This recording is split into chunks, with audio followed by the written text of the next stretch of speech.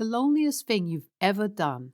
Story 1. On my commute home one day around 15 years ago, I came across a Lhasa Apso mix that had been hit by a car and left for dead. No collar, no one looking for it. It was cute and kind, licking my hand when I came close, but its neck was broken and its back was broken in at least 2 places. No one was around, so I gently picked it up and brought it to the sidewalk. I was a paramedic at the time and had some tools on my belt, but I knew little of canine anatomy. As such, I was about to cross into virgin territory. I knew that I had to put the dog down. What I didn't know was what would be the best way to do that. I tried gently smothering it, but could not cover all of its mouth and nose with my hands. It was awkward, with weird angles everywhere. I next tried to use my Leatherman's pliers to close off its windpipe, and the poor little guy was even licking my hand while I did that. Unfortunately, that didn't work either. So I took off my uniform shirt to get at my undershirt,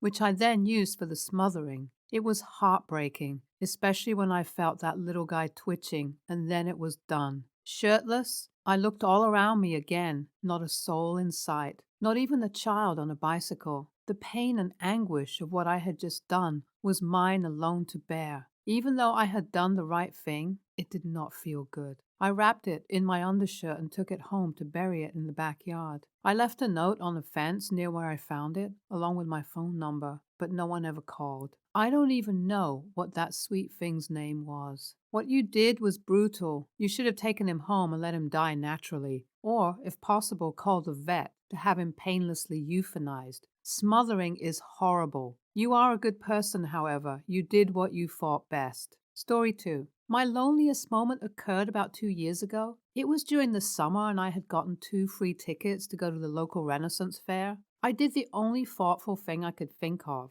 I asked my girlfriend of several years if she wanted to go. She was a teacher and claimed that she was too busy preparing for the school year. So she kept stalling and gave me non-committal responses. I asked her if she wanted to go on Friday night. Saturday came and went. I asked again if she would be game to go for an hour or two on Sunday for something to do. They were free, so I didn't really care if we stayed for a short amount of time. She claimed again that she was too busy, even after I offered to come help her, and still didn't give me a firm answer. Sunday rolled around and I asked again. She gave me the same routine. It was too short notice to invite anyone else, so I ended up going to the fair by myself. While I was walking up to the admission gate to get in, I saw a younger couple getting ready to pay for their tickets. I still had an extra ticket, so I gave it to the couple. They seemed genuinely happy. The situation ignited an intense feeling of sadness. I spent an hour or two wandering around the fair alone. I wasn't happy and I knew it. Less than a week later,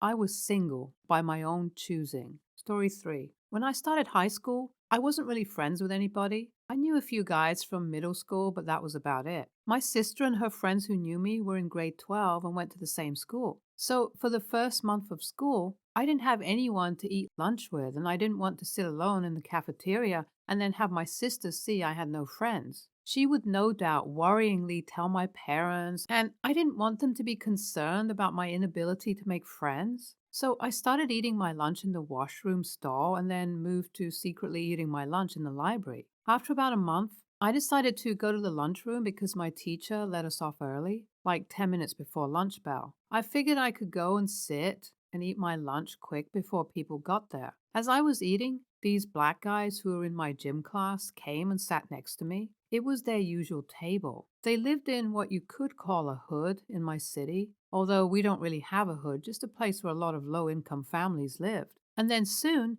the entire row filled up with guys from that hood, and they basically went on usual, making jokes. They knew I was there, and even though I wasn't talking, they involved me. I ate lunch with them every day for the next 2 years after that. I prefer eating alone. I find it so relaxing, but it's nice these guys accepted you like this. Story 4. 3 years ago, my wife of 8 years suddenly left me. After a few months of voluntary seclusion, I decided on one final hurrah to my loneliness. I took my wedding ring, cost 900 euros, gold was worth about 200 euros, and took it to a gold buyer. sold the ring for exactly 29.95 euros, leaving the gold buyer flabbergasted, of course. Then I went to the liquor store across the road and bought a bottle of Johnny Walker, 29.95. Went back home, closed all the curtains, locked my doors, and played my depressing music playlist on repeat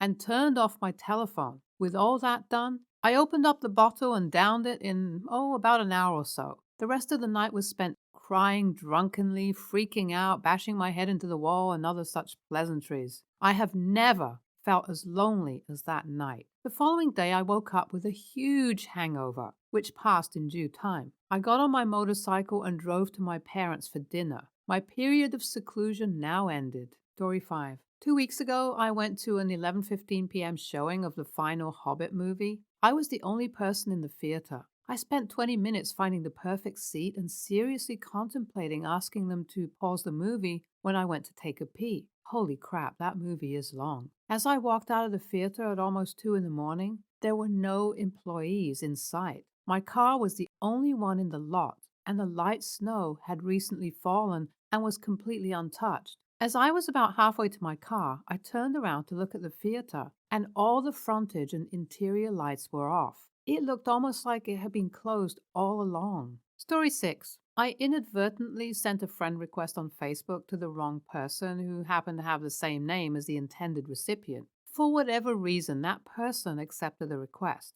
This person and I have never interacted and don't live anywhere near each other. I now read all of her updates and follow her life story. I've cheered during both of her pregnancies, felt scared when she had to deliver one child 2 months early, cried when her husband was hurt in Afghanistan, and felt proud when she was accepted to medical school. I realized one day that I had invented a completely one-sided friendship with an online stranger, all the while sitting at home alone in my pajamas. Story 7. I went for a run to clear my head after a rough week at work and a fight with my ex. It started to rain. I ran too hard and had to lean on a fence to catch my breath, stop myself vomiting. A person walked by with their dog.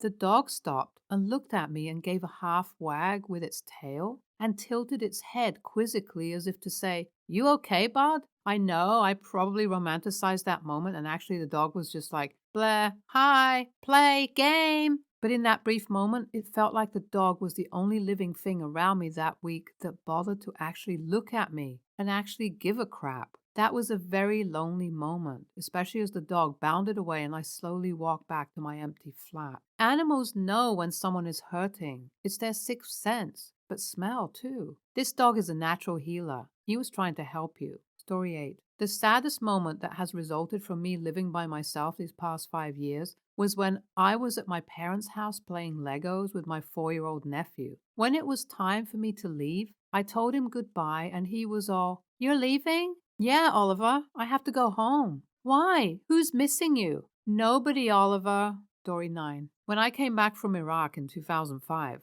I had been over there for well over a year, flew all the way back to Germany and got to Frankfurt late, midnight. We jumped on a bus and drove to the base we lived on, and it was snowing outside. They herded us all into this gym, and we stood there on the basketball court in formation, and they released everyone to their families. I remember standing there, watching all these people who were my only family go to their real families and leave. I didn't have anyone there. I just turned around, picked up my ruck, and walked the 2 miles back to my barracks room. When I got there, it was completely empty save for a bed and a 6-pack of beer in the fridge. Someone was thinking ahead. I popped open a beer, sat on the bed, and felt like I was supposed to be happy. But I was more lonely than I'd ever been. That feeling never went away. That's very sad that you had no family waiting for you. I hope your military friends didn't forget you, though. Story 10. I would get upset and vent at Cleverbot because I didn't want to bother my friends with my troubles. Also, the only Christmas card I ever get in the mail is from State Farm. Whenever I get it, it makes me feel pathetic since the holidays already bring me down. They usually make me cry because my insurance company is the only entity that bothered to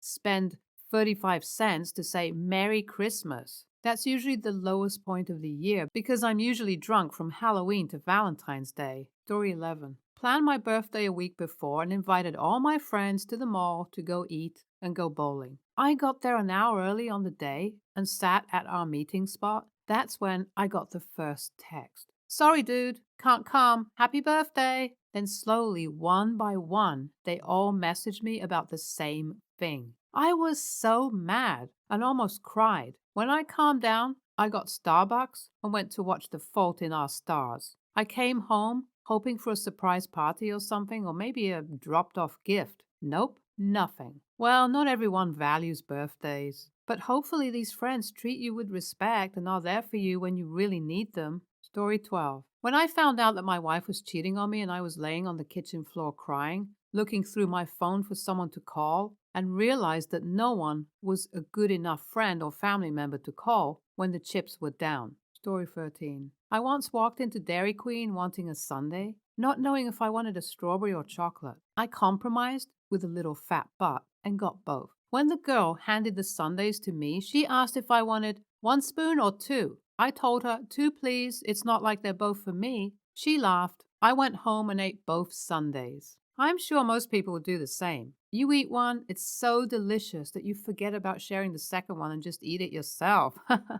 Story 14. Rented out a restaurant that housed over 70 people after coming back from deployment so I could spend time with all of my friends and family in one place. After having announced the event for over 3 weeks, nobody showed up. Having sat there for over 2 hours waiting, I got up and left. Nobody called or texted to cancel. I still think about that day. Story 15. I bought a TV dinner and a bottle of wine for dinner. The cashier at the store laughed at me when I was checking out because that is all I bought. I once bought some lean cuisines, a bottle of wine, and an engagement card for a friend, and the coupon that popped out for me at the self-checkout was for cat food. Story 16. During a long stretch of being single, I went to a strip club on Valentine's Day. All my friends had something going on, and I didn't want to be alone. One of the strippers gave me a kiss on the cheek. It left a big red lipstick mark on my face, and she whispered in my ear, "Hope that doesn't get you in trouble." Yeah, right.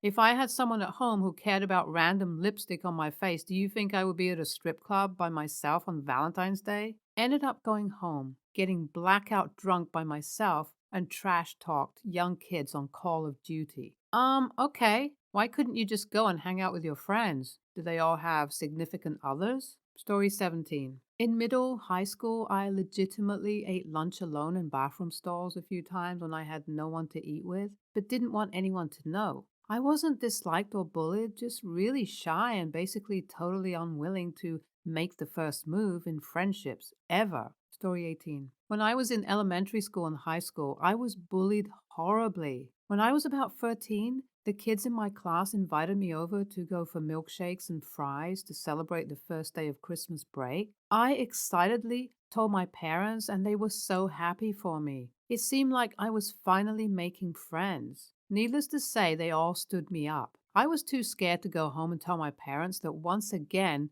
I had fallen for their lies. So I stayed out by myself for a couple of hours, ate fries, and drank a milkshake, and felt so alone. Obviously, a horrible way to start Christmas break. Why would you even bother with garbage like that? Don't waste your time. Get real friends who care about you. Story 19. My girlfriend left me several months ago, and ever since, I've not really used my phone, not texting and stuff. Today, I was looking through my contacts and realized I still had kisses next to her name. Sat for a solid few minutes trying to work out how to delete them whilst dwelling on what has been lost. Story 20. I once spent Thanksgiving weekend by myself with a case of beer, 2 bottles of Jack, $80 in Chinese food, and I watched 30 Rock from beginning to end. Sometimes it's really nice and relaxing to just spend the holidays alone and eat, watch movies, etc. It can be really regenerative. Story 21. Last week I spent a good 15 minutes having a conversation with a stuffed shark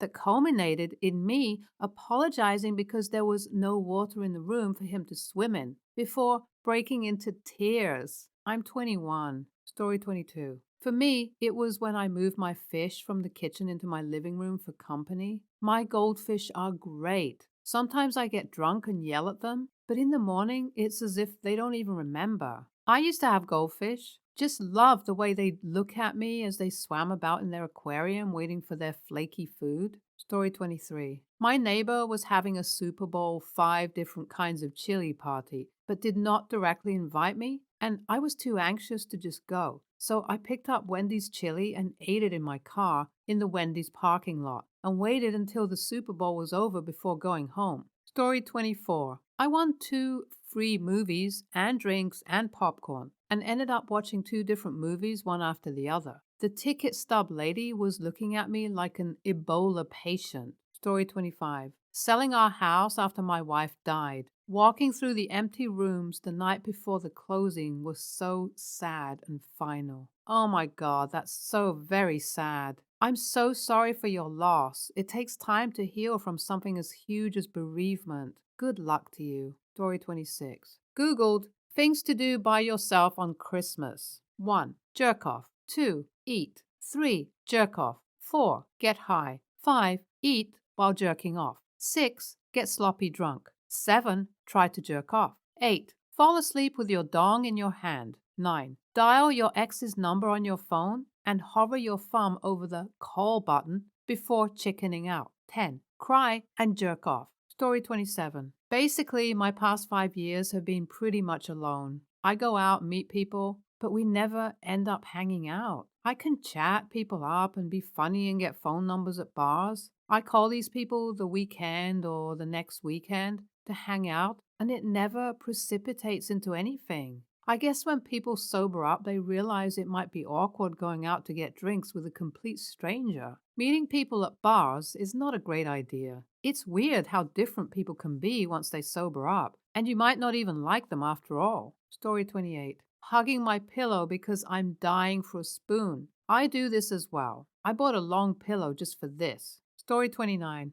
When I order two burritos at Chipotle, I pull out my phone and pretend I'm reading what someone else wants on theirs. Sometimes I sit in my car and watch Netflix on my phone and eat them. That's the best way to just relax when you have a stressful job dealing constantly with the public. Sitting in the car is great. Story 30. Turned 30 years old while sitting by myself in a Denny's at midnight. I'm married with 3 kids. At least you got some peace and quiet. Story 31. My wife passed away a few years ago. One night, after a lot of drinking and crying, I took one of her shirts, put it on a pillow, and curled up with it. She was my best friend, and I miss her every day. So sorry for your painful loss. Nothing can replace a loved one, but sometimes you should be around others and not always alone. Story 32. As a kid, I used to sit quietly in my room with my temple to the door handle. I was so alone. I sat hoping my parents would open the door